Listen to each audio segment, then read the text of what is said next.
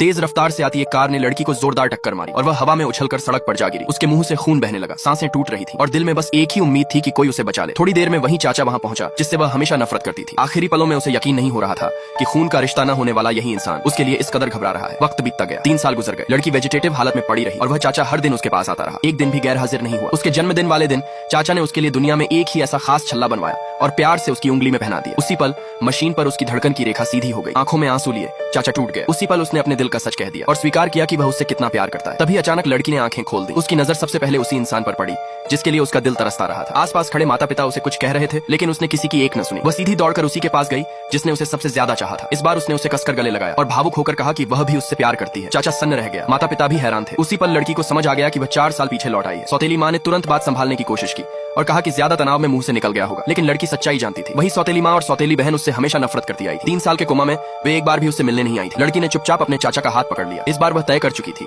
कि वह हमेशा उसके साथ ही रहेगी। अब वह बार बार चाचा से मुश्किल सवाल समझाने को कहती, पर उसकी नजरें कभी उससे हटती ही नहीं थी। ये बदला हुआ व्यवहार चाचा भी महसूस करने लगा। उसने यूं ही पूछ लिया, क्या उसे किसी से प्यार हो गया है? लड़की ने हल्की आवाज में बस इतना कहा। शायद सामने वाला इंसान तैयार ना हो। ये सुनकर चाचा का दिल अजीब तरह से सिकुड़ गया, लेकिन उसने बेपरवाही दिखाते हुए कहा कि ऐसे रिश्तों की इजाजत नहीं होती। उसे यह पता नहीं था कि अब लड़की का दिल पूरी तरह से सिर्फ उसी के नाम हो चुका था।